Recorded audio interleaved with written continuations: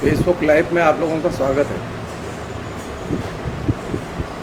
आज हम लोगों ने बातचीत का विषय रखा है स्त्री मुक्ति किसे कहते हैं। हमारे एक फेसबुक फ्रेंड हैं, जबलपुर में रहते हैं, बड़े भले आदमी हैं, राजीव चतुर्वेदी।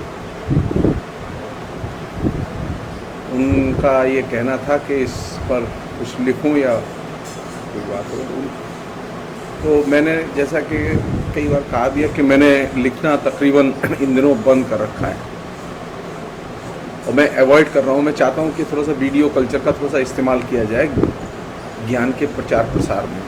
लोग थोड़ा सा इसके बेहतर इस्तेमाल के बारे में सोचें।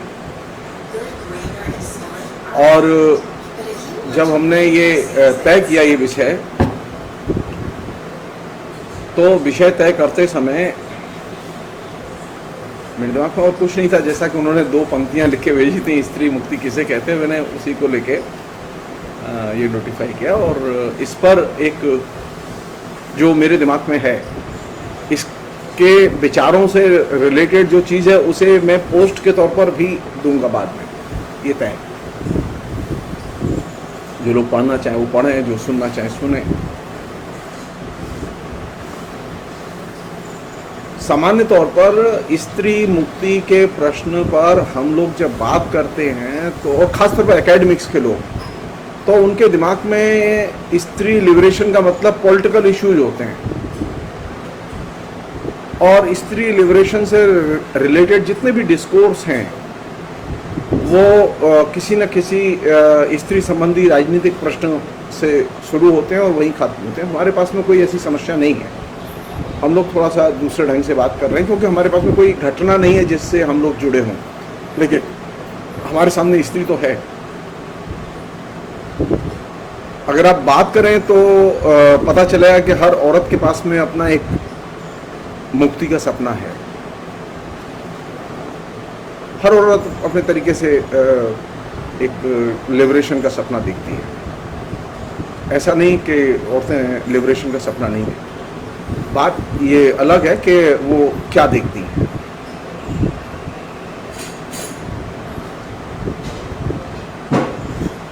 अगर मुझसे पूछा जाए कि स्त्री मुक्ति की शुरुआत कहाँ से होती है, तो मैं विनम्रता से यही कहूँगा, मैं वैसे स्त्री नहीं हूँ तो स्त्री के बारे में आधिकारिक तौर पर बोलने का मुझे अधिकार नहीं है।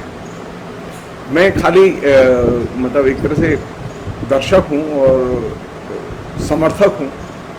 इस नाते मैं अपनी बात रख रहा हूँ। हो सकता है मेरी बात सही न हो, क्योंकि स्त्री की अनुभूति तो मेरे पास नहीं है। स्त्री के बारे में आधिकारिक तौर पर बोलने के लिए स्त्री की अनुभूति का होना बेहद जरूरी है, और जो कि एक बुनियादी शर्त है।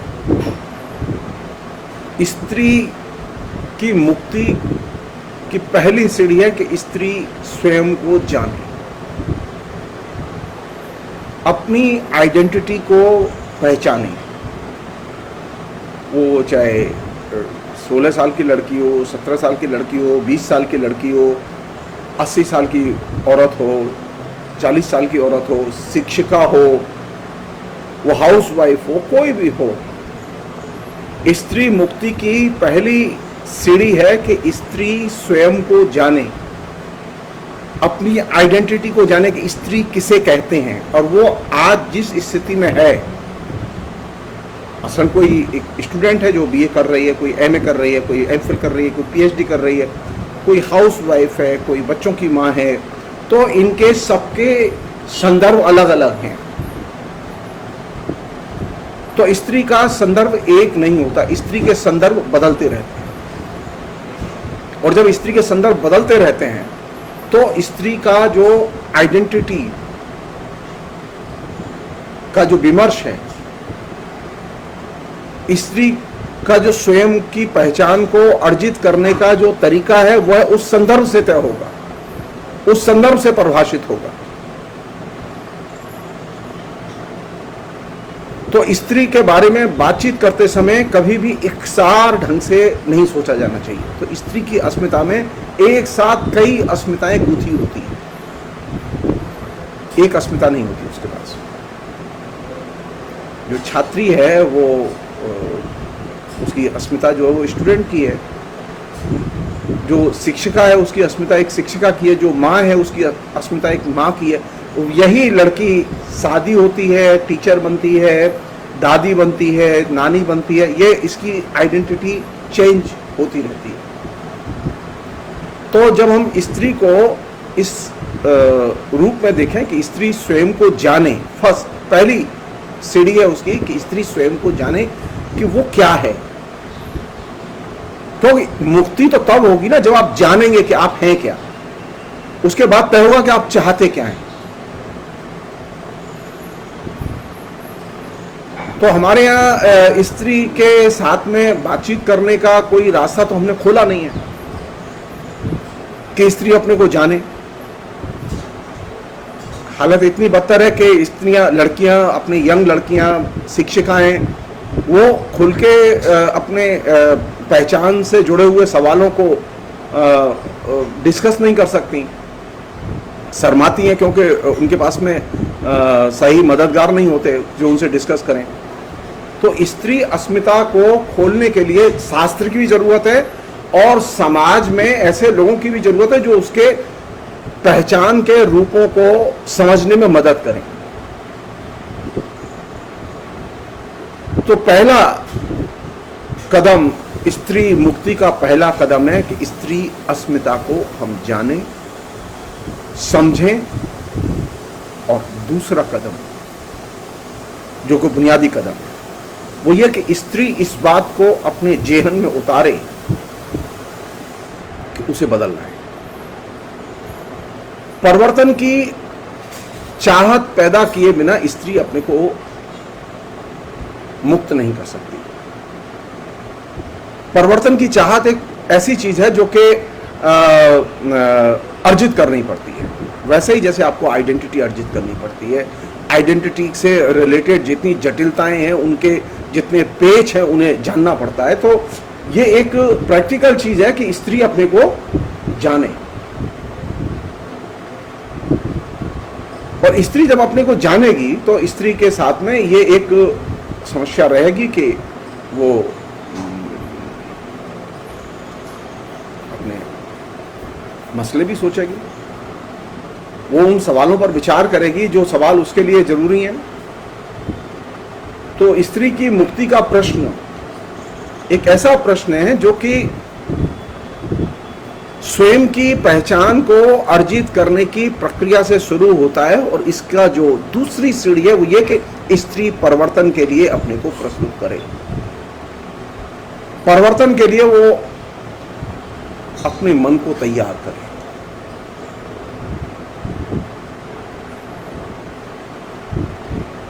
अब में से अधिकतर लोग जो कि स्त्रियों के बीच में हम सब लोग रहते हैं, किसी की माँ है, किसी की बहन है, किसी की बेटी है, किसी की स्टूडेंट है। तो हमें ये कोशिश करनी चाहिए कि प्रत्येक लड़की के अंदर, प्रत्येक स्त्री के अंदर परिवर्तन के प्रति एक रवैया विकसित करने में मदद करनी चाहिए। जैसा कि समाज का अपना एक ढर्रा रहा है सैकड़ों सालों से, उसमें स्त्री के सामने परिवर्तन के रूप और परिवर्तन की संभावनाएं सबसे कम है। पहली तो मुश्किल यही है कि वो स्त्री सारी जिंदगी जिस मुसीबत में रहती है वो ये कि उसको पहले से तयशुदा बहुत सारी चीजें, उसके आचार व्यवहार जीवन शैली इसका हिस्सा बना दी जाती है। और उसके जो सारे क्रियाकलाप हैं वो ज्ञान से संबंधित हो, वो जीवन से संबंधित हो, वो घरेलू कामकाज से संबंधित हो, उन सबके बारे में एक खास तरह का पैटर्न, एक खास तरह की चीज वो विकसित करने में ये सारा का सारा सिस्टम वो एक्टिव रहता है।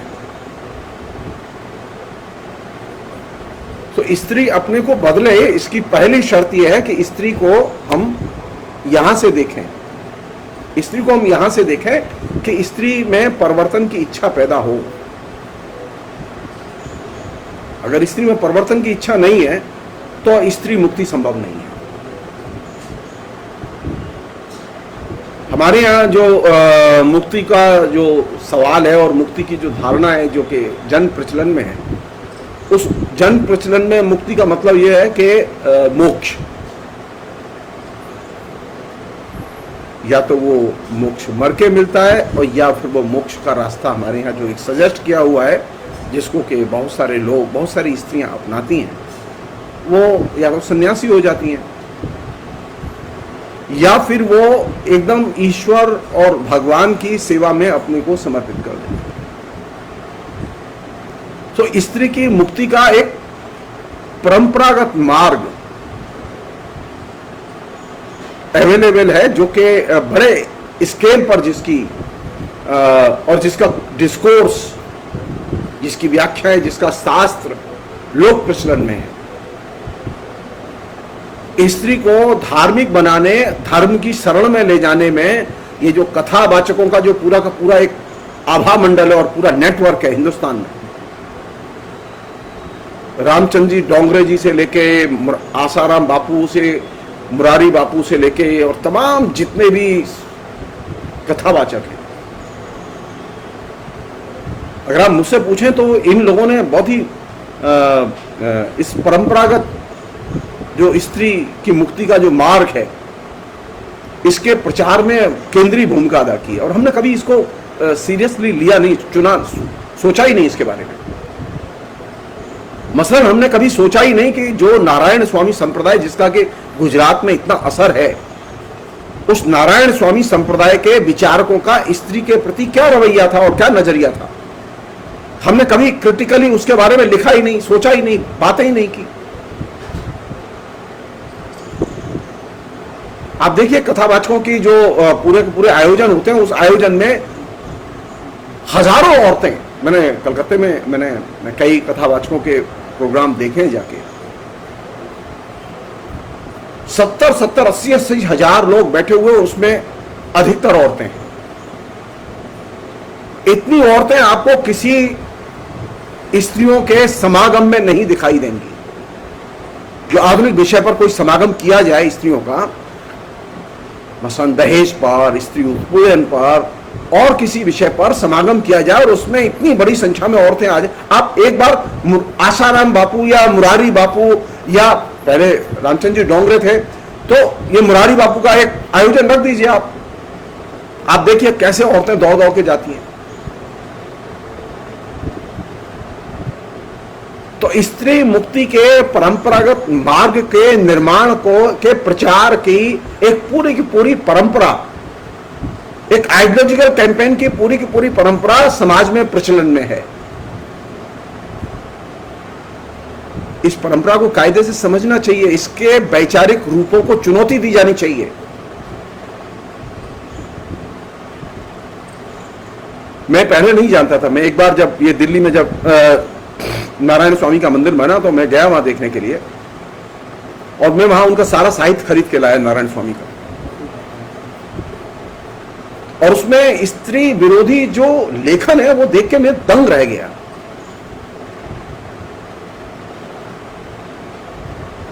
और नारायण स्वामी बहुत बड़ा कल्ट है। तो स्त्री मुक्ति की लड़ाई वो सिर्फ एक रूप तो वह है कि वह स्त्री अपनी अस्मिता को अर्जित करने का प्रयास करे, और दूसरा रूप उसका यह है कि स्त्री अपने को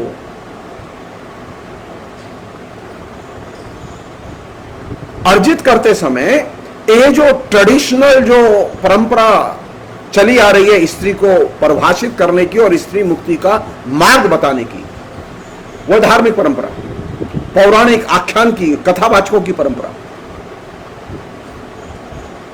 जो स्त्री की मुक्ति का मार्ग बताती है कि स्त्री भगवान की उपासना करे, ईश्वर को माने, ईश्वर की सेवा करे, ईश्वर में ध्यान दे। सुनने में बात अच्छी लगती है, लेकिन इसमें जो सबसे मुश्किल की चीज है वो ये कि स्त्री जब भगवान की और ईश्वर की शरण में जाएगी तो वह मातहत के कॉन्सेप्ट के तहत बांध दी जाएगी। भगवान की और ईश्वर की उपासना की धारणा आपको सबऑर्डिनेट की धारणा से बांधने में और सबऑर्डिनेट के भावबोध को निर्मित करने में बहुत बड़ी भूमिका अदा करती है। ये भारत में जो इतना गुलामी की मानसिकता का, मातहत रहने की मानसिकता का जो भावबोध है, उस मातहत रहने के भावबोध में इस दृष्टिकोण की, जिसके परिदृश्य को हम राम कथा के तौर पर, कृष्ण कथा के तौर पर, श्रीमद् भागवत कथा के तौर पर दिनों वर्षों अहर्निश कैंपेन चलता रहता है टेलीविजन से।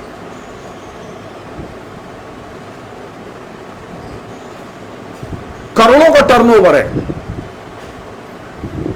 लाखों औरतें निरंतर उनके प्रवचन को सुनती हैं, उनके कैंप में जाती हैं।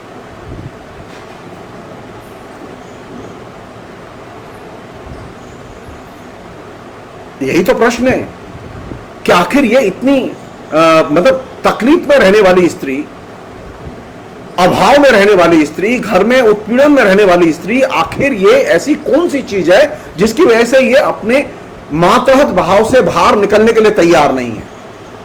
और इस मातहत भाव को बनाए रखने में ये जो ट्रेडिशनल जो आइडियोलॉजिकल फ्रेमवर्क है जो उसके इर्द गिर्द निर्मित है, और ये सैकड़ों सालों से चला आ रहा है। कभी वो राम के आख्यान के जरिए, कभी वो कृष्ण के आख्यान के जरिए, कभी वो किसी संत की वाणी के जरिए, ये जो परंपरा है, ये परंपरा अपने आप में जिसे कहे स्त्री मुक्ति के परंपरागत मार्ग को दर्शाती है, जिसमें कि एक रास्ता बताया गया है कि अगर स्त्री को मुक्ति चाहिए, वो संसार से अगर तकलीफ में है, परेशानी में है, तो वो भगवान की पूजा करे, उपासना करे, सन्यासी हो जाए, नहीं सन्यासी हो जाए तो भजन पूजन में ध्यान लगाए, कथा वार्ता सुने, और उसी में उसे राहत मिलेगी। राहत नहीं मिलती, आप और अच्छे गुलाम बन जाते हैं। मैं विनम्रता से, मैं किसी की धार्मिक भावनाओं को इससे मैं आहत नहीं करना चाहता। मैं खुद श्रीमद् भागवत पढ़ता हूं, मैं खुद रामायण को भी पढ़ता हूं, मैं और भी चीजों को पढ़ता हूं, लेकिन मुझे ये पढ़ते समय ये चीज दिमाग में होती है कि मैं इसे समझने के लिए पढ़ता हूं, समर्पण के लिए नहीं पढ़ता। जब आप ईश्वर को समझने के लिए ईश्वर के पास जाएंगे, आप जब पौराणिक आख्यान को समझने के लिए उसके पास जाएंगे, तो आप समानता के धरातल पर जाएंगे। लेकिन हमारे यहां जो ये ईश्वर के पास जाने का और ये भगवान के आख्यान के पास जाने का जो मार्ग है, वह तो समर्पण का मार्ग है। वहां तो पहली शर्त है समर्पण, ईश्वर के प्रति आस्था और समर्पण। और यह आस्था और समर्पण ही हमारे जो माइंड सेट है, और खासतौर पर स्त्रियों का जो माइंड सेट है, ट्रेडिशनल औरत का जो माइंड सेट है, उसमें उसने उसके मातहत भाव की उत्पत्ति के निर्माण में उसको फलने फूलने में मदद की है। ये बहुत बड़ी जगह है जहां से कि कायदे से सवाल किए जाने चाहिए, कायदे से बातें की जानी चाहिए, क्योंकि मेरे सामने वे औरतें हैं जो कि बड़ी संख्या में हैं, जो कि शिक्षित नहीं है।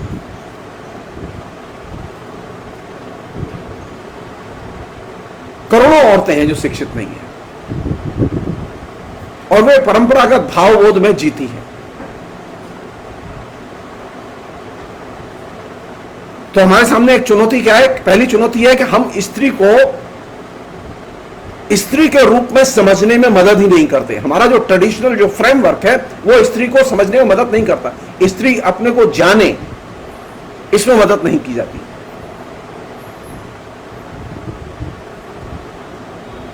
हमारे पास में कोई ऐसा शास्त्र नहीं है, कोई ऐसी ट्रेडिशन नहीं है जो स्त्री को शिक्षित करे। हमारे कोई पाठ्यक्रम नहीं है जो ये बताए कि स्त्री कैसी है, क्यों है वो वैसी ही, क्यों उसे बदलना चाहिए। ऐसा कोई पाठ्यक्रम नहीं है जिसे हम पढ़ाते हो। बल्कि मुसीबत यह है कि अगर स्त्री या लड़कियां खड़े होकर सवाल करती हैं तो हम लोग नाराज होते हैं। तो एक नया जो फेज शुरू हुआ है, जो कि बहुत ही अभी तो बिल्कुल एकदम क्लाइमेक्स पर है, वो ये कि ऐसे जो ट्रेडिशनल किस्म की जो स्त्री मुक्ति की जो वैचारिक सरणी है, इस वैचारिक सरणी के जरिए जो स्त्री निकल के आई है, वो स्त्री एसेंशियली मातहत है। गुलाम शब्द हो सकता है आपको अच्छा न लगे, मातहत है, सबऑर्डिनेट है, उसके अंदर समानता का बोध नहीं है, वो समानता के धरातल पर खड़े होकर सोचती नहीं है, उसने आस्था और समर्पण को अपना आभूषण बनाया है और यह सब काम किया उसने धर्म की शरण में।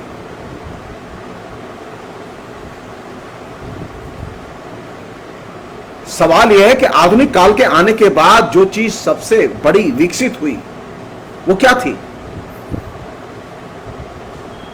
धर्म स्त्री को शरीर से अधिक महत्व नहीं देता, धर्म स्त्री को लिंग से अधिक महत्व नहीं देता। स्त्री के बारे में धर्म सिर्फ एक ही चीज सोचता है कि स्त्री स्त्री है और स्त्री का काम क्या है? स्त्री का काम है कि वह उत्पादन और पुनरुत्पादन में भूमिका अदा करे, या ये कह सकते हैं सामाजिक उत्पादन और पुनरुत्पादन में भूमिका अदा करे। तो यहां से अगर देखेंगे कि स्त्री उत्पादन और पुनरुत्पादन का काम करे तो वह स्त्री आपके लिए एक बायोलॉजिकल आइडेंटिटी होगी, और यही वह जगह है जहां से कि धर्म अपनी घेरेबंदी और स्त्री को चारों तरफ से वैचारिक तौर पर बांधने की कोशिश करता है। और ये अपने आप में एक बहुत ही मुश्किल और चुनौती भरी जगह है जहां से कि हमने कभी सोचा ही नहीं है, सोचा ही नहीं, हमने बात ही नहीं की है। मैं आपको अपना एक छोटा सा अनुभव बता रहा हूं। मैंने सबसे पहले एक किताब लिखी, स्त्रीवादी साहित्य विमर्श, और जब मैंने वो किताब लिखी तो बड़ा उपहास उड़ाया मेरे जो हिंदी के शिक्षक थे, जो दोस्त थे, परिचित थे। हमारे यहां स्त्री के विषयों पर बोलना और लिखना ये उपहास की चीज है, कोई सीरियसली नहीं लेता उसे, क्योंकि स्त्री उनके लिए कोई विषय है ही नहीं, स्त्री की समस्या ही नहीं है।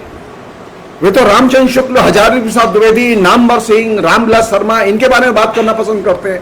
उनके लिए एक स्त्री का लेखन, चाहे वो मीरा हो, चाहे वो महादेवी हो, चाहे वो होमवती देवी हो, चाहे वो सुभद्रा कुमारी चौहान हो, उनके लिए बेकार है। पूरा साहित्य भरा पड़ा है, और ये वही प्रोफेसर है जो यूनिवर्सिटीज में पढ़ाते हैं, और ये वही आलोचक हैं। हिंदी की दुर्दशा की आप कल्पना कीजिए। मैं आपको दो उदाहरण दे रहा हूं जिससे कि आपको इस मतलब तबाही का अंदाजा लगे कि कैसे ज्ञान के क्षेत्र में स्त्री विरोधी विचार फलते फूलते हैं। हिंदी की एक लेखिका थी जिन्होंने हिंदी की पहली कहानी लिखी, राजेंद्र बाला घोष। राजेंद्र बाला घोष की दुलाई वाली कहानी छपी और वो हिंदी की पहली कहानी मानी जाती है। राजेंद्र बाला घोष के घर हिंदी के प्रख्यात आलोचक आचार्य रामचंद्र शुक्ल रेगुलर आते जाते थे। वो उनकी सेवा शुश्रूषा करती थी, नाश्ता कराती थी, लंच कराती थी, उनकी जितनी भी देखभाल हो सकती थी वो करती थी। राजेंद्र बाला घोष के कहानी संकलन के प्रकाशित करने में रामचंद्र शुक्ल ने मदद की, लेकिन वही राजेंद्र बाला घोष के बारे में लिखने का जब सवाल आया और रामचंद्र शुक्ल जब हिंदी साहित्य का इतिहास लिखने गए तो वे दो टूक ढंग से 2 लाइन राजेंद्र बाला घोष के बारे में नहीं लिख सके कि यह हिंदी की पहली कहानी लेखिका है। 2 लाइन नहीं लिखी। अज्ञेय महान मॉडर्निस्ट होमवती देवी का जब संकलन उन्होंने प्रकाशित किया तो उसकी बहुत ही छोटी सी भूमिका। औरत का जब प्रश्न आए तो हाथ पैर फूलने लगते हैं। हम लिखने के लिए तैयार नहीं होते, औरत के बारे में बोलने के लिए तैयार नहीं होते। तो हिंदी के जब प्रखर लोग, एक तरफ रामचंद्र शुक्ल, दूसरी तरफ अज्ञेय, कई महिलाओं के संकलन जो है जिन्होंने प्रकाशित किए, हजारी साहब द्विवेदी ने भी कुछ की भूमिका लिखी, 3 लाइन 4 लाइन से ज्यादा नहीं। शिवपूजन सहाय, नामी लेखक, उन्होंने भी जब किसी महिला लेखिका के उपन्यास पर कुछ लिखना था तो भूमिका में 5 लाइन। औरत तो आपके एजेंडे पे आती ही नहीं है, आपके दृष्टिकोण में नहीं आती। नामवर सिंह हिंदी का महान आलोचक, नामवर सिंह ने सन 2006 के पहले तक स्त्री साहित्य पर और स्त्री के लेखन पर कुछ नहीं लिखा। वो उसे एक सब्जेक्ट ही नहीं मानते थे। तो हिंदी के जो विद्यार्थी हैं, जो पढ़ते हैं, जो नामवर सिंह को आदर्श मानते हैं, उनके दिमाग में क्या दृष्टिकोण होगा?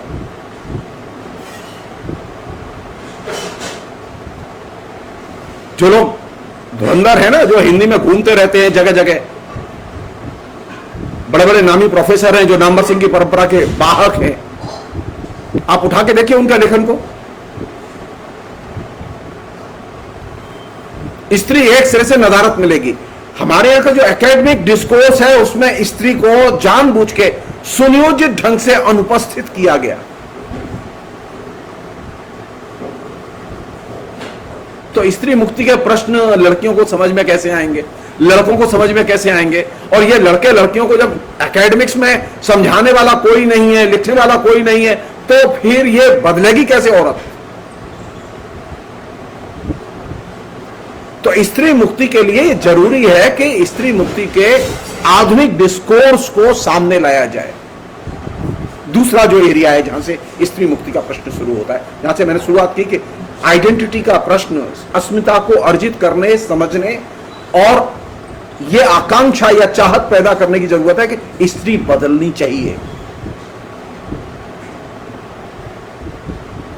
क्योंकि ट्रेडिशनल जो फॉर्मेट है स्त्री के बारे में, जो प्रचलन में है, स्त्री मुक्ति का जो फॉर्मेट है वो ये, स्त्री जैसी है उसे वैसा ही रहना चाहिए। स्त्री जो काम काज करती रही है वही काम काज करती रहे। जब भी कोई बात आती है तो हर लड़की से यही कहा जाता है, देखो तुम्हारी नानी ऐसी थी, तुम्हारी दादी ऐसी थी, तुम्हारी चाची ऐसी थी, तुम्हारी मां ऐसी थी। उससे यह कभी नहीं कहा जाता कि देखो तुम पंडिता रमाबाई को देखो, तुम सुभद्रा कुमारी चौहान को देखो, तुम महादेवी वर्मा को देखो। ये उससे नहीं कहते। हम ये कहते हैं तू देख, अगर तुझे बनना है तो तू अच्छी दादी जैसी बन। यानी जब स्त्री को कुछ दिखाने की बात आती है तो हम पलट के परिवार की तरफ जाते हैं या अतीत की तरफ जाते हैं।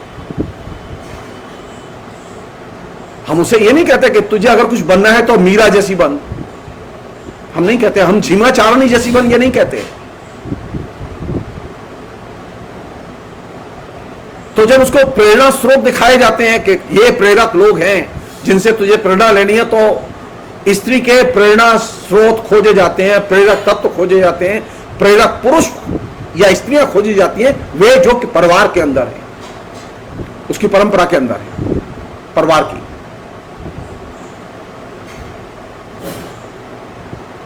स्त्री को इस जिसे कहें कि बंदिश से बाहर निकल के सोचने की जरूरत है। स्त्री मुक्ति के लिए दूसरी चीज जरूरी है कि स्त्री मुक्ति पीछे देख के चलने में नहीं है, स्त्री मुक्ति आगे देख के चलने में है। समाज को आगे जाना है, स्त्री को भी आगे जाना है, और स्त्री को और समाज को जब आगे जाना है तो ये शर्त है कि हमें सामने देखना चाहिए। हम पीछे देख के आगे नहीं जा सकते। जो लोग ये कहते हैं कि पीछे देख के आगे जा सकते हैं, वे गलत कहते हैं। पीछे देख के आप सड़क पर चल नहीं सकते, तो स्त्री कैसे जा सकती है आगे?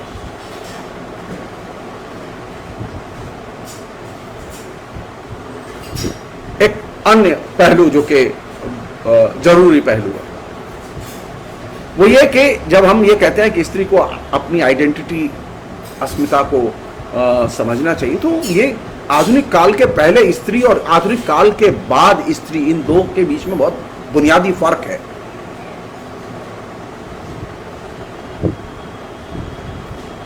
आधुनिक काल के पहले स्त्री के पास में कोई काम नहीं था सिवाय पुरुष संदर्भ के अलावा। वो किसी की बीवी थी, बेटी थी, बच्ची थी, नातनी थी। उसकी एक जो भूमिका थी वो परिवार के अंदर थी।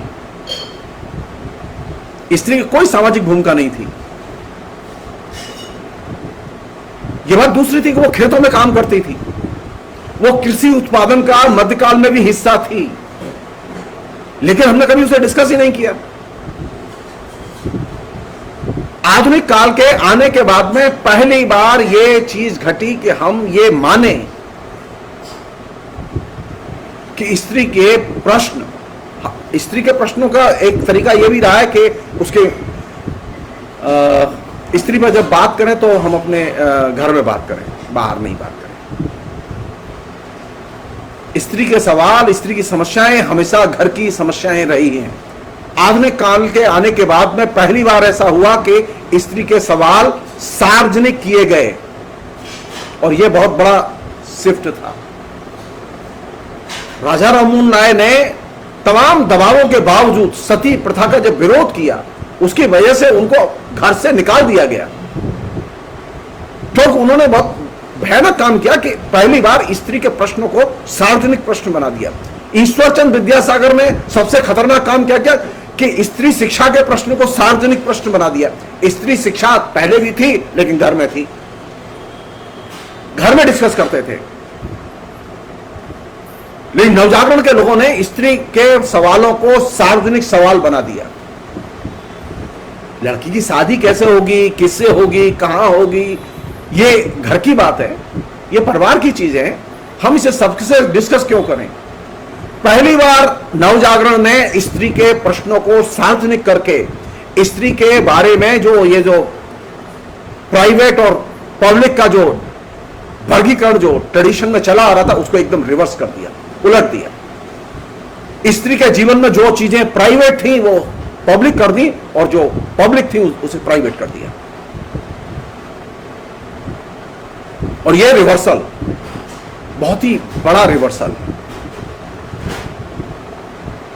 हम लोग कभी सोचते ही नहीं है, हम डिस्कशन नहीं करते, हम बात करने के लिए तैयार नहीं होते कि स्त्री का जो सार्वजनिक स्पेस है, स्त्री के सवालों की जो सार्वजनिक दुनिया है, वो सार्वजनिक दुनिया कैसे बनी। स्त्रियों की एक दुनिया प्राइवेट दुनिया होती थी, वो परिवार की दुनिया होती थी, घर के अंदर की दुनिया होती थी। स्त्री के प्रश्न सामाजिक प्रश्न नहीं थे, वो पारिवारिक प्रश्न थे। अभी भी जो परंपरावादी लोग हैं वो यही मानते हैं ये परिवार की समस्या है, परिवार में हल की जानी चाहिए, या फिर ये धर्म की समस्या है, धर्म में हल की जानी चाहिए। तो धर्म में हल करने के लिए उनके पास में धर्मशास्त्र था जो स्त्रियों को निर्देश देता था, जिसमें कि मनुस्मृति का सबसे जघन्य योगदान था, जिसने स्त्री को एकदम बेड़ियों में जकड़ दिया। आप कल्पना कीजिए और देखिए समाज में कौन से ऐसे लोग हैं जो मनुस्मृति को आज भी आदर्श ग्रंथ मानते हैं, मनुस्मृति की आज भी पूजा करते हैं।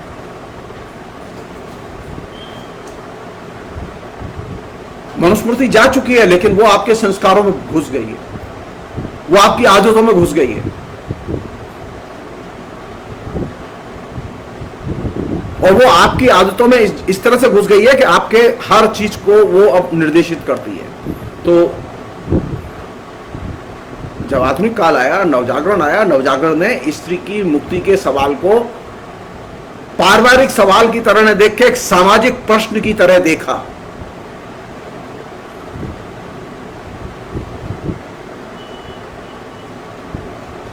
तो स्त्री मुक्ति का दूसरा चरण, पहला चरण स्त्री की अपनी पहचान, उसे उसका बोध होना चाहिए, स्त्री का बोध होना चाहिए उसे। दूसरी चीज कि स्त्री बोले। नवजागरण में दिक्कत ये थी कि स्त्री बोलती तो थी लेकिन वो दर्ज नहीं हुई। बोलते हुए दर्ज हुए राजा राममोहन राय और ईश्वरचंद्र विद्यासागर। कायदे से होना ही चाहिए था कि स्त्रियों को भी दर्ज होना चाहिए था। जो स्त्रियां जलाई गईं, सती प्रथा के नाम पर जिनका दहन किया गया, उनसे पूछा जाना चाहिए था, उनके आख्यान आने चाहिए थे, वो पाठ्यक्रम में पढ़ाए जाने चाहिए थे, जिससे कि लोगों को शिक्षा मिलती।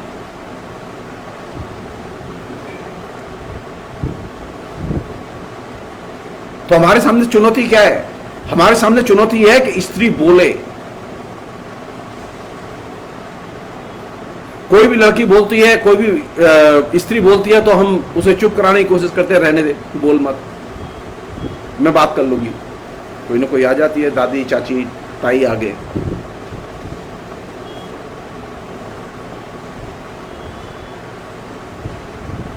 बेधड़क बोले।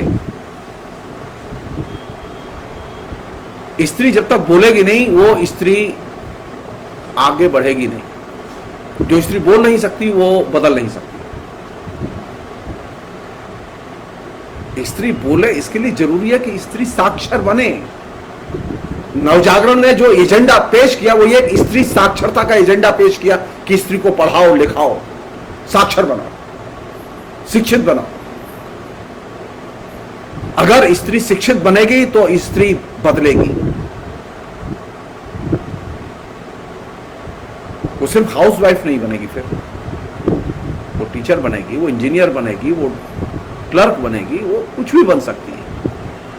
स्त्री के व्यक्तित्व की खूबी है जो कि पुरुष में नहीं है। स्त्री का व्यक्तित्व बड़ा लोचदार होता है, बहुत ही उसमें लोच होती है, और स्त्री के व्यक्तित्व को किसी भी दिशा में वो अपने व्यक्तित्व को ढालने में समर्थ होती है। पुरुष में ये क्षमता नहीं होती।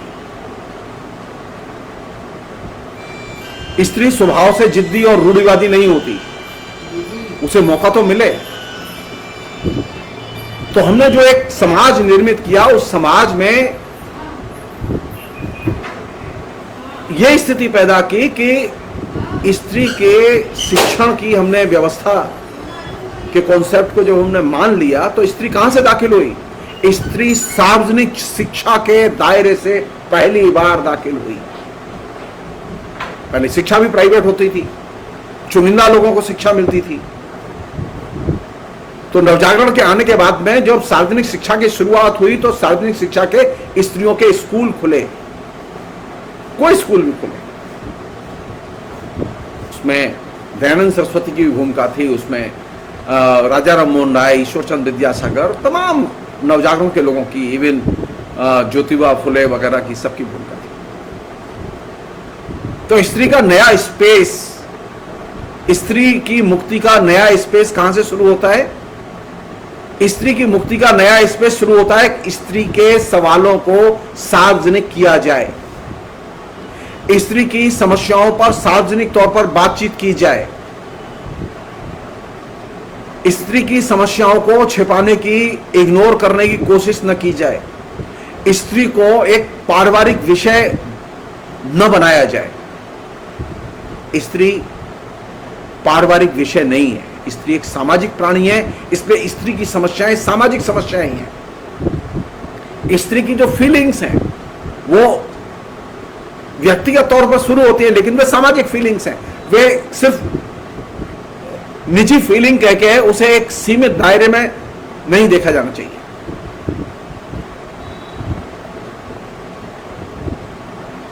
तो नवजागरण आया तो उसने स्त्री के इस सामाजिक जीवन में जो निजी और सार्वजनिक का जो डिवीजन मध्यकाल में किया हुआ था, उस डिवीजन को एक सिरे से ध्वस्त कर दिया।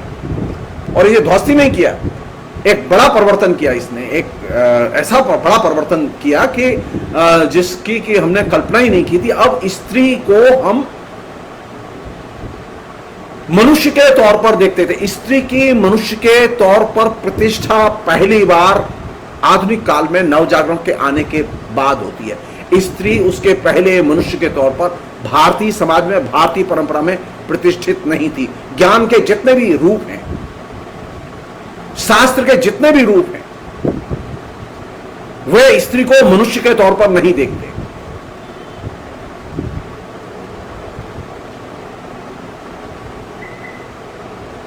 हम तो उसे किसी की मां मानते थे, बेटी मानते थे, हम उसे मनुष्य नहीं मानते थे। जब आप उसे मनुष्य मानेंगे, एक पर्सन की तरह देखेंगे, एक व्यक्ति की तरह देखेंगे, तो आपको उसकी अपनी एक इंडिपेंडेंट आइडेंटिटी की भी जरूरत पड़ेगी।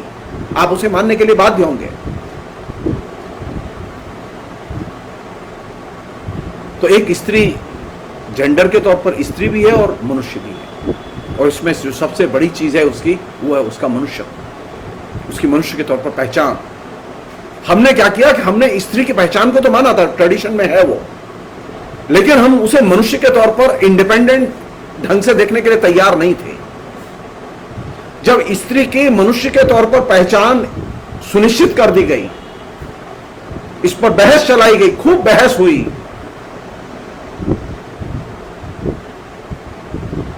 बंगाल में भयानक जनसमूह था जो कि स्त्रियों के परंपरावादी रूपों की हिमायत करता था।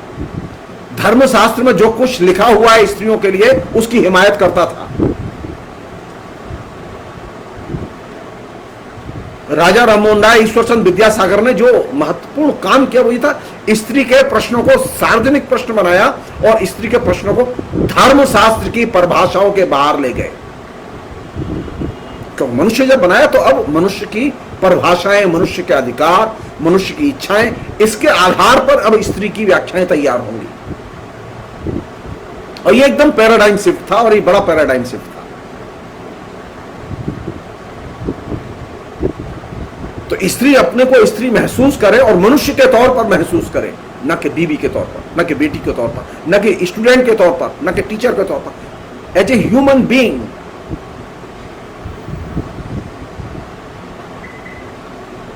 मनुष्य के तौर पर महसूस करेगी तो उसको मनुष्य के अधिकारों का भी ज्ञान होगा। पत्नी के तौर पर महसूस करेगी तो उसे सिर्फ पत्नी के अधिकारों का और पत्नी की भूमिका का ज्ञान होगा, और वो कि सीमित है, उसमें उसे मातहत ही रहना है। लेकिन मनुष्य के तौर पर अगर वो अपनी पहचान को अर्जित करती है और देखती है तो वह, उसका दायरा, उसका कैनवास, उसका जीवन का क्षेत्र बहुत विशाल होगा। मनुष्य होने थे ऐसा नहीं है कोई उसे बीवी होने से रोक लेगा, कोई ऐसा नहीं उसे मां होने से रोक लेगा या शिक्षिका होने से रोक लेगा, लेकिन उसकी प्राथमिक पहचान कहां से तय होगी कि वह मनुष्य है और वह स्त्री भी है। तो स्त्री में एक साथ दो चीजें केंद्र में आई, स्त्री भी है और वो मनुष्य भी है। और स्त्री मुक्ति के लिए जरूरी है कि स्त्री के जो पर्सनल है उसे सार्वजनिक किया जाए, जो सार्वजनिक है उसे पर्सनल किया जाए। ये रिवर्स किया गया और इसने बहुत बड़ा चेंज पैदा करने में भूमिका अदा की। ये जो आधुनिक समाज, आधुनिक भारत दिखाई दे रहा है आपको, ये धर्मशास्त्र के द्वारा बनाया गया भारत नहीं है। कोइंसिडेंट की बात है कि आज आरएसएस के लोग हिंदू साम्राज्य के बारे में उन्होंने सिलसिला शुरू किया, 7 दिन चलेगा। राजा राममोहन राय ने 18वीं शताब्दी में जो हिंदू समाज और हिंदू साम्राज्य स्थापित करने की जो कोशिश थी, उसी को चुनौती देते हुए धर्मनिरपेक्ष राज्य की और धर्मनिरपेक्ष समाज की परिकल्पना को पेश किया था।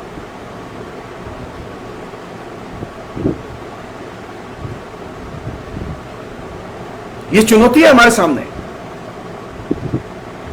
आप आरएसएस की भक्ति कीजिएगा और स्त्री की गुलामी के लिए तैयार रहिए। फिर आप शिवाजी की भक्ति कीजिएगा, आप स्त्री की गुलामी के लिए, स्त्री के प्रति कट्टरवादी मान्यताओं के लिए तैयार रहिए। आप, मैं कई बार बोलता रहा हूं, लिखता भी रहा हूं, मेरा कहना यह है कि स्त्री जिस समय सार्वजनिक डिस्कोर्स में, आइडियोलॉजिकल डिस्कोर्स में, एकेडमिक डिस्कोर्स में, जीवन में दाखिल होती है तो वो चीजें जैसी हैं वैसी नहीं रहने देती।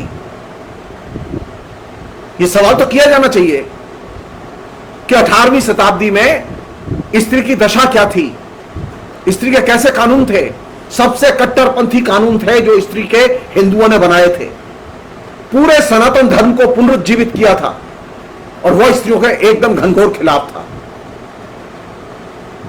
और उसी चीज का प्रतिवाद करते हुए महाराष्ट्र में ज्योतिबा फुले, बंगाल में राजा राममोहन राय, ईश्वर चंद्र विद्यासागर और दूसरे लोगों ने एकदम बिगुल बजाया। और किस चीज के लिए बिगुल बजाया?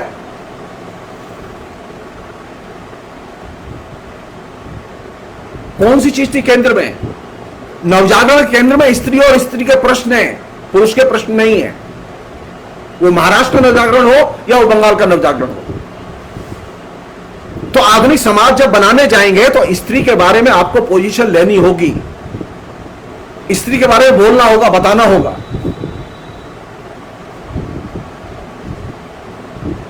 तीसरी चीज जो कि इंपॉर्टेंट चीज है वो ये कि स्त्री के जब आपने प्रश्नों को खड़ा किया, स्त्री की पहचान को निर्मित किया, तो आपके सामने एक चुनौती ये थी कि क्या स्त्री को आत्मनिर्भर होना चाहिए कि नहीं होना चाहिए, नौकरी करनी चाहिए कि नहीं करनी चाहिए।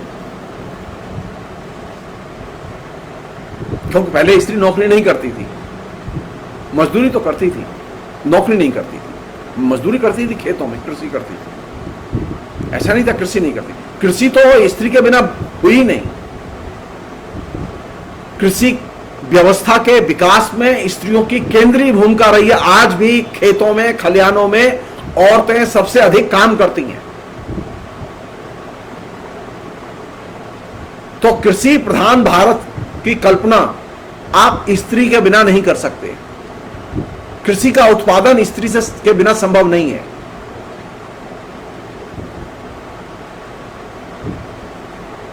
लेकिन आपने स्त्री के सवालों पर तो बात नहीं की कभी, उस पुराने सिस्टम से बाहर निकल के।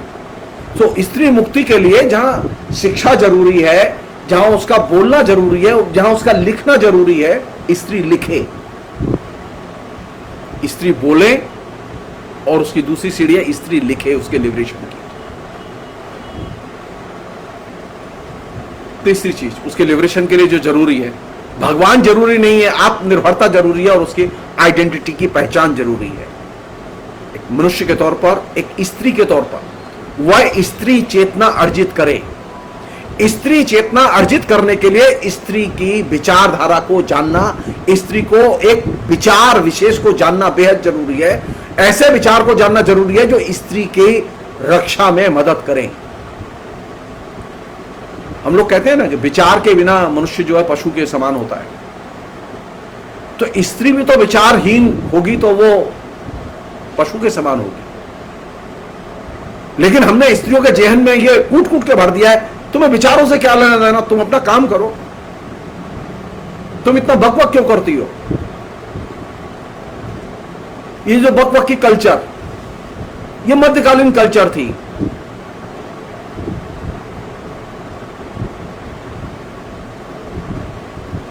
तो स्त्री को कहा गया कि तुम बोल तो सकती हो लेकिन विचार की जरूरत नहीं है तुमको। अभी भी एक स्त्रियों का बहुत बड़ा हिस्सा है हमारे समाज में जो कि विचारहीन स्त्री पसंद करता है।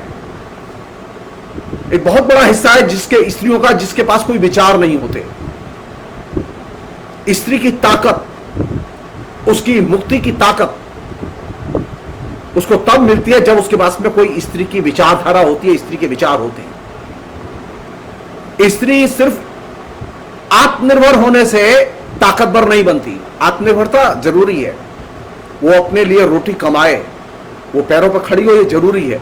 लेकिन रोटी तो पशु भी कमा लेता है, पेट तो पशु भी भर लेता है। लेकिन अगर स्त्री को बदलना है, जैसा कि मैंने शुरू में कहा था कि परिवर्तन की चाहत का होना बेहद जरूरी है, तो उसके लिए किसी न किसी स्त्री के पक्षधर विचारों का जानना, उसे मानना, उसको आचरण में लाना बेहद जरूरी है।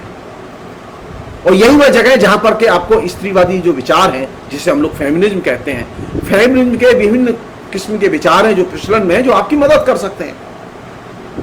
तो स्त्री को अपने आत्मनिर्भर व्यक्तित्व के विकास के साथ साथ एक विचारधारात्मक ज्ञान भी होना चाहिए।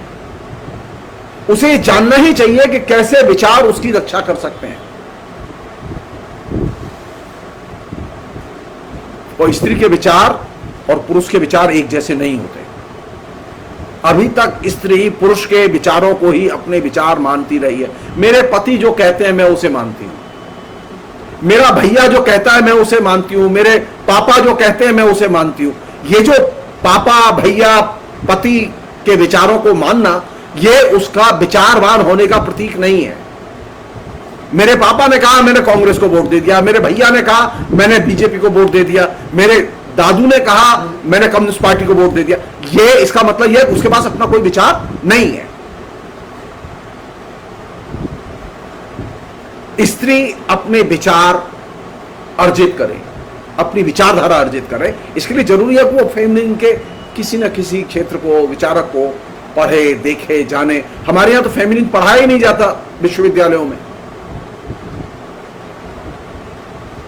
पाठ्यक्रम में मैंने एक से एक गधा विषय पढ़ा देंगे वो, लेकिन फेमिनिज्म नहीं होगा कोर्स में। यहां तक कि पॉलिटिकल साइंस की तमाम थ्योरी पढ़ा देंगे, लिटरेचर में तमाम वो आलोचना के स्कूल पढ़ा देंगे जो कभी काम नहीं आते। वो संस्कृत काव्य शास्त्र पढ़ाएंगे, पाश्चात्य काव्य शास्त्र पढ़ाएंगे, लेकिन फेमिनिज्म नहीं पढ़ाएंगे। क्यों? क्योंकि अगर स्त्री विचारवान बन गई तो फिर तो वो मुक्ति का रास्ता पकड़ लेगी। स्त्री की मुक्ति स्त्री के विचारों के बिना संभव नहीं है। जो लोग सोचते हो कि स्त्री की मुक्ति स्त्री के विचारों से के बिना संभव है, वो गलतफहमी में है। विचार ही स्त्री, और खासतौर स्त्री के पक्षधर विचार स्त्री का औजार हैं, जिनसे वो अपनी रक्षा करती है।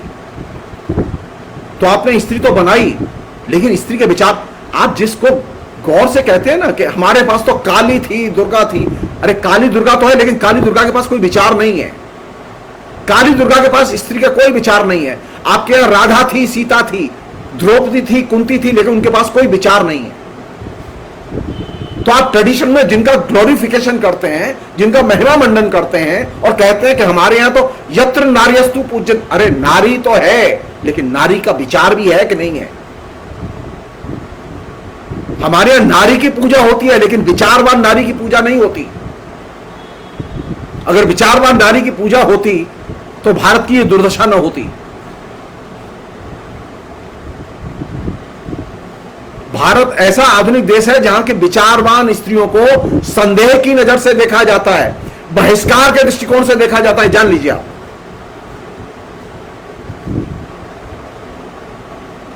तो स्त्री की ताकत कहां से आती है? स्त्री की ताकत आती है जब उसके पास अच्छे विचार होते हैं। वे विचार होते हैं जिससे स्त्री की पहचान पुख्ता बनती है। वे विचार होते हैं जिससे स्त्री को अपने पैरों पर खड़े होने में मदद मिलती है। तो स्त्री जितनी विचारवान होगी, आइडियाज से जितनी लैस होगी, स्त्री की मुक्ति की संभावनाएं उतनी ही प्रबल होंगी। विचारवान होने का मतलब यह है कि विचारों से लैस होने का मतलब यह है कि स्त्री के अंदर यह बोध पैदा होगा कि स्त्री का मन, स्त्री का तन और स्त्री का धन ये सिर्फ स्त्री का है, इसका कोई और मालिक नहीं है। हमने क्या किया है? हमने तो ऐसी व्यवस्था की है कि स्त्री के जीते जी स्त्री न अपने तन की मालिक है, न अपने मन की मालिक है, न अपने धन की मालिक है। इवन मरने के बाद भी वो न अपने तन की मालिक है, न मन की मालिक है, न धन की मालिक है। उसके बाद भी तय है, भतीजे को मिलेगा, बेटे को मिलेगा, मौसी के लड़के को मिलेगा, बुआ के लड़के को मिलेगा, उसका धन किसे मिलेगा? स्त्री तय नहीं कर सकती।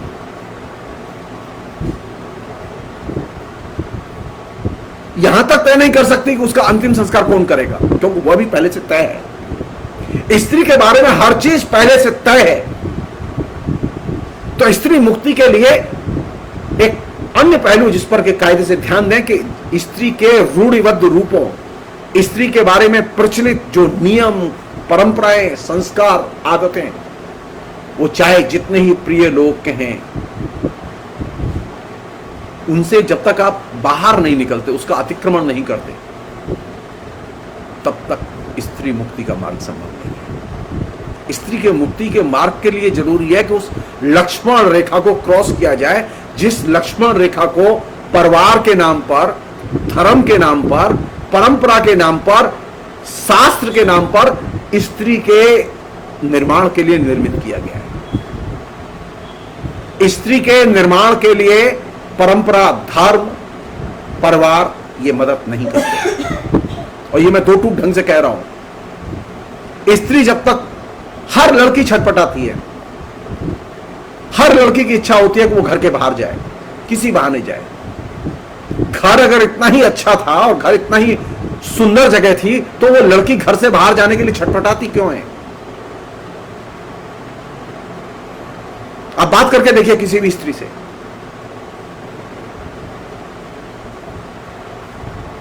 तो आपके ये जो परिवार और घर, इन दो को लेके जो एक घनघोर जो वैचारिक कैंपेन है, इसको कैंपेन को काउंटर करने के लिए अगर आपके पास में विचार नहीं है, स्त्री के पास विचार नहीं है, तो वो इसका विकल्प खोजेगी कैसे? स्त्री के विचारों को खोजने के लिए स्त्री को कोई फिजिकल फाइट करने की जरूरत नहीं है कि वो अचानक जो है ना घर में आइडियोलॉजिकल स्ट्रगल शुरू कर दे और वो बाप को वर्ग शत्रु घोषित कर दे, मां को वर्ग शत्रु घोषित, नहीं, ये जरूरी नहीं है। इस जरूरी है कि वो पहले जाने कि स्त्री के विचार क्या हैं। वो तो जानती नहीं है। तो मुक्ति के लिए जरूरी है जानना। स्त्री मुक्ति के लिए जरूरी है कि स्त्री के विचारों को जानना। स्त्री की विचारधारा के रूपों को जानना। और स्त्री जब विचारधारा के रूपों को, स्त्री के विचारों को जान जाएगी तो आप तय मान लीजिए, आज स्त्री जितनी सुंदर दिखती है उससे कई गुना ज्यादा सुंदर दिखाई देगी। आज वो जितनी ताकतवर है उससे कई गुना ज्यादा ताकतवर दिखाई देगी, क्योंकि स्त्री की ताकत उसके शरीर में नहीं होती, उसकी अनुभूति में होती है और उसकी विचारधारा में होती है।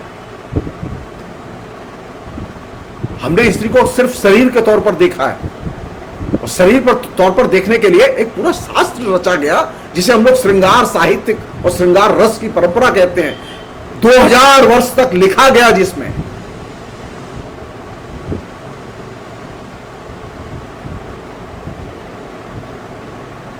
बड़ी मुश्किल से औरत को उस 2000 साल के स्त्री साहित्य के लेखकों ने, आधुनिक काल के लेखकों ने उससे बाहर स्त्री को निकाला।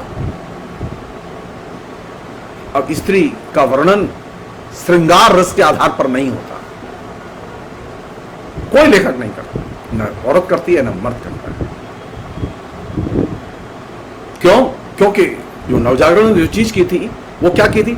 स्त्री की सामाजिक पहचान को प्रतिष्ठित किया था, स्त्री की कोई वायवीय इमेज प्रतिष्ठित नहीं की थी।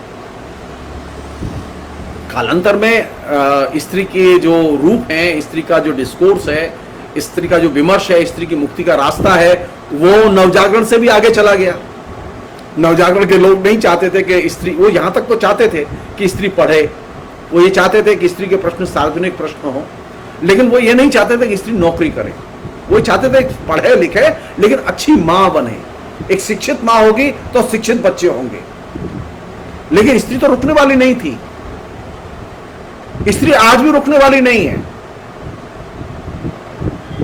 जिस स्त्री में परिवर्तन की चाहत होगी वो स्त्री कुछ भी बन सकती है, शर्त एक ही है कि उसके अंदर परिवर्तन की चाहत हो।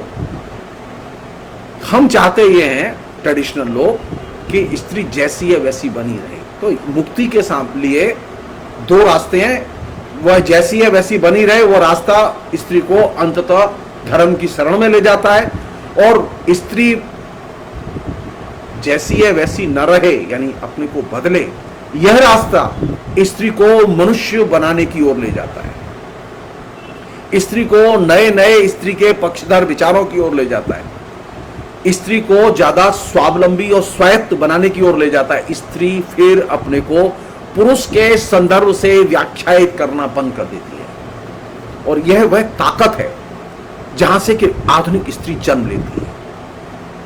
तो स्त्री मुक्ति कहां मिलेगी?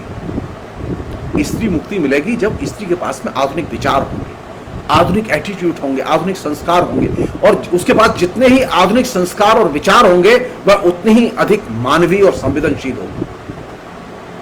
वो अपने बारे में भी होगी, लेकिन वो खाली आत्मनिर्भर है लेकिन उसके पास कोई विचार नहीं है, तो आप तय मान लीजिए वो सिर्फ खुदगर्ज होगी, सेल्फिश होगी। तो हमारे यहां जो मॉडर्निटी पैदा हुई, जिसने कि स्त्री को भी बाहर उसकी रूप रंग वेशभूषा सबको बदला, उसने एक मॉडर्न औरत तो दी लेकिन उसके पास मॉडर्न विचार नहीं। मॉडर्न स्त्री हो, उसके साथ साथ उसके पास में स्त्री के पक्षधर मॉडर्न विचार भी होने चाहिए, और वही चीज स्त्री को ज्यादा मानवीय संवेदनशील स्त्री की पक्षधर बनाती है। फिर ये शिकायत नहीं आएगी कि पड़ोस में एक लड़की दहेज की वजह से जिंदा जलाई गई तो औरतें क्यों नहीं बोली, क्योंकि उसके पास विचार नहीं है। वो बोलेगी कहां से? उसने कभी जाना ही नहीं कि स्त्री को क्या चाहिए, वो बोलेगी कैसे?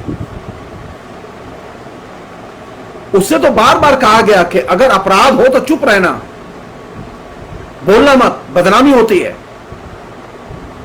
तेरी इज्जत इसी में है कि तू चुप रहे। यानी चुप रहने को इज्जत की चीज बना दिया गया, क्राइम को इसके जरिए महिमा मंडित किया गया, और यही वह जगह है जहां से कि मॉडर्न स्त्री, जो आत्मनिर्भर स्त्री है, वो एकदम चुप रहती है, कन्नी काटती है, क्योंकि उसके पास विचार नहीं है।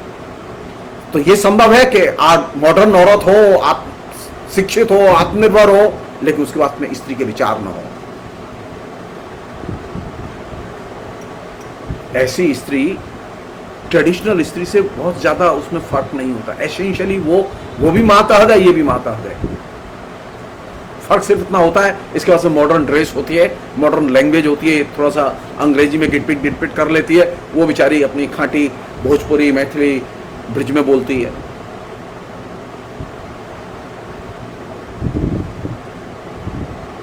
तो स्त्री को कहां से पहचानेंगे? स्त्री को उसकी ड्रेस से पहचानेंगे, उसकी नौकरी से पहचानेंगे, या स्त्री को उसके नजरिए से पहचानेंगे? स्त्री की मुक्ति का मार्ग शुरू होता है स्त्री के अपने नजरिए से, और नजरिए के निर्माण में विचारों की बहुत बड़ी भूमिका होती है। इसलिए स्त्री को ताकतवर बनाने के लिए जरूरी है कि स्त्री के पास में उसकी अपने आइडियोलॉजी हो, जिसे हम लोग फेमिनिज्म कहते हैं। हम फेमिनिज्म को तो हमने एक अनटचेबल बना दिया है, हमने ये मान लिया कि तो बिगड़े हुए लोगों का शास्त्र है। इस दायरे से जब तक हम बाहर नहीं निकलेंगे, स्त्री मुक्ति के मार्ग को खोजने के नाम पर हम इधर उधर भटकते रहेंगे। जरूरत किस बात की है? नंबर 1, स्त्री के प्रश्नों को सार्वजनिक प्रश्न के तौर पर डिस्कस किया जाए। स्त्रियों को स्त्री के प्रश्नों पर बोलने के लिए बाध्य किया जाए, मजबूर किया जाए, प्रेरित किया जाए। स्त्रियां बोलें, स्त्रियों की समस्याओं को खुल के डिस्कस किया, सब्जेक्टिवली नहीं, ऑब्जेक्टिवली। हमारे यहां बहुत सारी लेखिकाएं हैं जो सब्जेक्टिवली लिखती रहती हैं। तमाम लेखिकाओं ने अपनी आत्मकथाएं लिखी हैं, उसमें बहुत कुछ सब्जेक्टिव है। ऑब्जेक्टिव ढंग से लिखने की आदत डालनी चाहिए हमें। ऑब्जेक्टिव ढंग से लिखने के लिए जरूरी है कि आपके पास में एक दृष्टि हो। स्त्री की मुक्ति शुरू होती है स्त्री दृष्टि को अर्जित करके, स्त्री के दृष्टिकोण को अर्जित करके। स्त्री के दृष्टिकोण को, स्त्री की विचारधारा को अर्जित किए बिना आप स्त्री की मुक्ति की कामना नहीं कर सकते। हम चाहते हैं स्त्री कार में चले, हम चाहते हैं स्त्री के पास में मॉडर्न फर्नीचर हो, हम चाहते हैं सारे मॉडर्न गैजेट्स हो, हम चाहते हैं उसके पास में अच्छी नौकरी हो, लेकिन क्या उसके पास में मॉडर्न स्त्री पक्षधर विचार भी हैं? क्या वे पढ़ाए जाते हैं? क्या उसने अपने स्वाध्याय के जरिए उनकी शिक्षा ली? जी नहीं।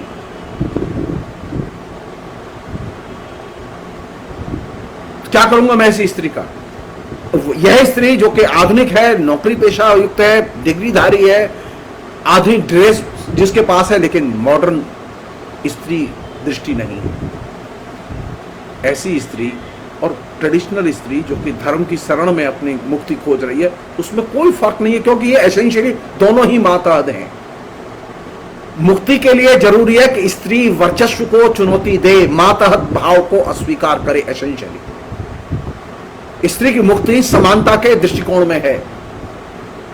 स्त्री की मुक्ति माताहत के दृष्टिकोण में नहीं है। माताहत का दृष्टिकोण वो जिस रूप में भी आए वो एक्सेप्टेबल नहीं है। ये चीज इन प्रिंसिपल तब जानेंगे जब आप स्त्री के दृष्टि से स्त्री को देखेंगे, स्त्री की अनुभूति के आधार पर स्त्री को देखेंगे, पुरुष की अनुभूति के आधार पर नहीं।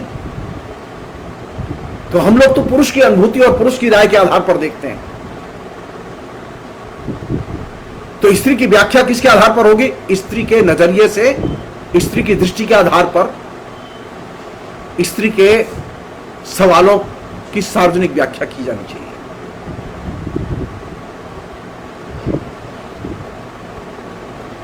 जब तक आप स्त्री के विचारों को, स्त्री की विचारधाराओं के रूपों को आप पब्लिक डोमेन में नहीं लाएंगे, डिस्कशन का एक आम फहम रूप नहीं बनाएंगे। आपके यहां आम फहम तो मनुस्मृति है। आज भी हिंदू धर्मशास्त्र के जो प्रचलित रूप है, नियम है, मान्यताएं, वे आम फहम रूप हैं जो कि स्त्री को परिभाषित करते हैं। आप उस दायरे से बाहर निकलिए। उस दायरे से आप स्त्री को देख नहीं सकते, स्त्री आपको दिखाई नहीं देगी। स्त्रियों में भी ये दृष्टिकोण है जो ट्रेडिशनल है, पुरुषों में भी ये दृष्टिकोण है जो ट्रेडिशनल है। तो स्त्री दोनों तरफ से दबाव में, एक तरफ उसके ऊपर धर्म और ईश्वर का और धर्मशास्त्र का दबाव है, दूसरी तरफ पुरुषों का और पुंसवाद का दबाव है। तो स्त्री की आइडेंटिटी का अंतिम क्षेत्र जो चुनौती का क्षेत्र है वो यह कि स्त्री पुंसवाद को चुनौती दे, पुरुष वर्चस्व को अस्वीकार करे। जब वो माता भाव को अस्वीकार कर रही होती है तो वो साथ साथ दो काम कर रही होती है। वो चीजों को पुरुष संदर्भ से व्याख्यायित नहीं करती, वो स्त्री संदर्भ से व्याख्यायित करती है, और वो पुरुष की वर्चस्वशाली जो स्थिति है उसे एक्सेप्ट नहीं करती। स्त्री पुरुष दोनों बराबर हैं, दोनों के हक बराबर हैं, दोनों की भूमिकाएं बराबर हैं, दोनों के मन तन धन ये स्वायत्त है और स्वतंत्र है। जब तक आप ये नहीं मानेंगे, स्त्री मुक्ति का पाठ आप निर्मित नहीं कर सकते। स्त्री मुक्ति का पाठ निर्मित करने के लिए इन पहलुओं को थोड़ा सा हम डिस्कोर्स का हिस्सा बनाएं, विवाद का हिस्सा बनाएं, सार्वजनिक विमर्श का हिस्सा बनाएं। इससे माहौल थोड़ा सा बनाने में मदद मिलेगी, क्योंकि अभी जो पूरा का पूरा परिवेश है वो स्त्री विरोधी परिवेश है। स्त्री की ये सबसे बड़ी चुनौती है कि स्त्री बदले कैसे, क्यों डरती है वो, लोग क्या कहेंगे, क्योंकि परिवेश उसके खिलाफ है। तो जब तक आप स्त्री के प्रश्नों को सार्वजनिक प्रश्न नहीं बनाएंगे, ये परिवेश जो पुंसवादी परिवेश है, ये परिवेश नहीं बदलेगा। तो इनकरेज किया जाना चाहिए उन लोगों को, उन लेखकों को, लेखिकाओं को जो कि स्त्री के प्रश्नों को सार्वजनिक तौर पर उठाते और लिखते हैं। तो परिवेश भी बदले, विचार भी बदले, संस्कार भी बदले, और साथ साथ परिवर्तन की चाहत पैदा हो, और स्त्री अपनी अनुभूति को प्राथमिकता दे, अपनी संवेदनाओं को प्राथमिकता दे। स्त्री अपने को स्वयं की आंखों से देखना शुरू करे, वो अन्य की आंखों से न देखे। आप अपने खुद आईने में जब देखती हैं तो आप खुद देखिए कि आप कैसी लग रही हैं, लेकिन जब आप सच के घर से निकलती हैं तो आप पूछती हैं, भैया बताओ तो कैसी लग रही हूं मैं। पति से पूछती हैं आप, मैं कैसी लग रही हूं मैं। ये दृष्टिकोण से निकलिए, दूसरे की आंख से अपने को देखना बंद कीजिए, और वही जगह जहां से कि स्त्री की मुक्ति का मार्ग खुलता है, खुला लेते हैं। शुक्रिया।